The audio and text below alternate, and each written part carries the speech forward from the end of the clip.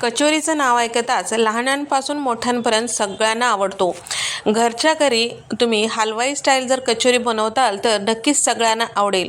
करायला सोपी आहे, खायला मस्त खमंग आहे. हे मिनी कचोरी कशी करायची ते पाहूया.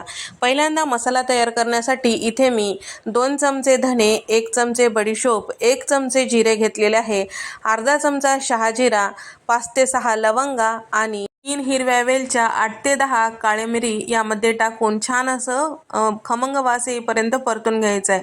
करपू द्यायचं नाही, मोठा गॅस करायचा नाही. तर या मसाल्यामुळे आपली कचोरी मस्त हलवाई स्टाईल बनते. तर या ठिकाणी आता थंड झाले की थोडंसं या पद्धतीने रवाळ असं काढून घ्यायचं आहे मिक्सरला. अगदीच पावडर करायचं नाही, पावडर केलं तर कचोरीला स्वाद येणार नाही. तर या ठिकाणी आता मी 2 तासापूर्वी मुगाची डाळ कपभर इतकी स्वच्छ धुवून भिजत ठेवलेलं होतं. सालीची मुगाची डाळ घेतलेली आहे, तुम्ही पॉलिशची घेतलं तरीही चालतो. तर छान असं भिजल्या गेलेलं आहे, तुम्ही बघू शकता. आता यावरचे एक्स्ट्राचं पाणी काढून टाकायचं आहे आणि मिक्सरला थोडंसं ओबडधोबड असं फिरवून घ्यायचं आहे. इथे मी मुगाची डाळ सगळी या पद्धतीने भरडसारखी काढून घेतलेली आहे. म्हणजे कुठे कुठे मुगाची डाळ असेल तर कचोरी खाते वेळेस मस्त लागते. आता याला फोडणी देण्यासाठी कढईमध्ये 4 चमचे तेल टाकून घेतलेलं आहे, पाव चमचा हिंग टाकून घेतलेला आहे. सोबतच तयार करून घेतलेलं जे मसाला होता ते सुद्धा यामध्ये परतून घेतलेला आहे आणि 1 चमचाभर इतकं कसुरी मेथी हातावर चुरून टाकलेली आहे आणि 4 चमचे इथे मी बेसन पीठ टाकून घेतलेले आहे. अर्धा चमचा हळद, 2 चमचे लाल मिरची पावडर आणि 2 चमचे आमचूर पावडर, चवीपुरतं मीठ टाकून घेतलेलं आहे. छान असं परतून घ्यायचं आहे. आता कमी गॅसवरच हे परतून घ्यायचं आहे, मसाले करपू द्यायचं नाही. तर इथे आपले सगळे मसाले छान असं तेलात परतून झालेला आहे. आता मिक्सरला फिरवलेली मुगाची डाळ यामध्ये टाकून घ्यायचं आहे. 2 चमचे पिठी साखर, 1 चमचा किसून घेतलेलं आलं यामध्ये टाकून घेतलेलं आहे. सगळं छान व्यवस्थित मिक्स करायचं आहे. याचा कच्चेपणा जाईपर्यंत छान असं परतून घ्यायचं आहे. थोडं मोकळा सुटसुटीत होईपर्यंत यामध्ये परतून घ्यायचं आहे, करपू द्यायचं नाही. गॅसचा फ्लेम कमीच ठेवायचा आहे.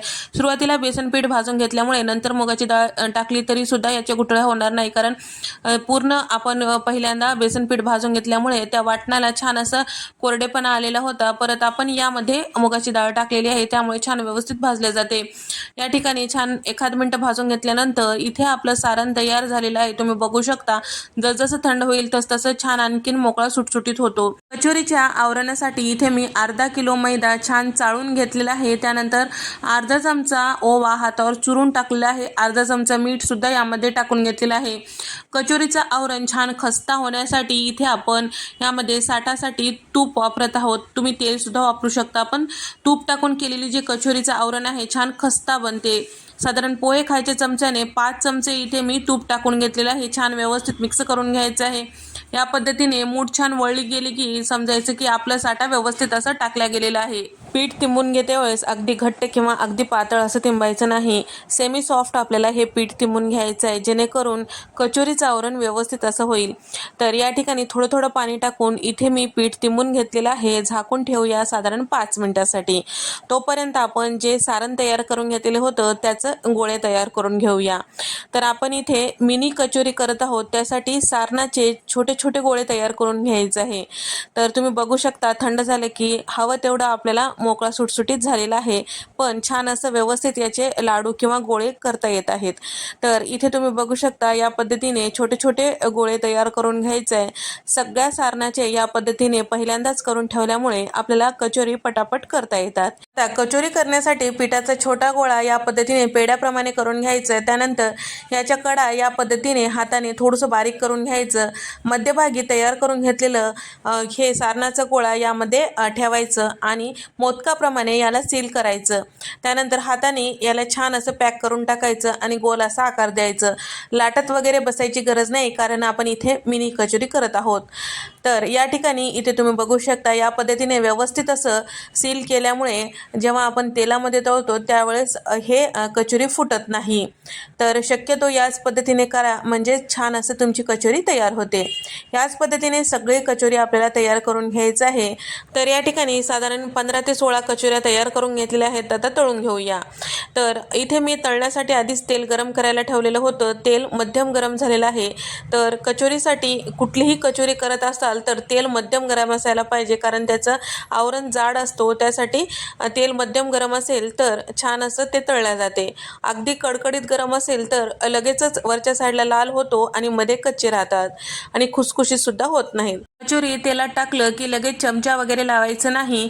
थोडंसं साधारण 5 ते 6 मिनिटानंतर कचोरी छान असं तळल्या जाते खालच्या साईडला आणि थोडंसं वरच्या साईडला येऊ लागते. त्यावेळेस आपल्याला या पद्धतीने पलटून घ्यायचं आहे.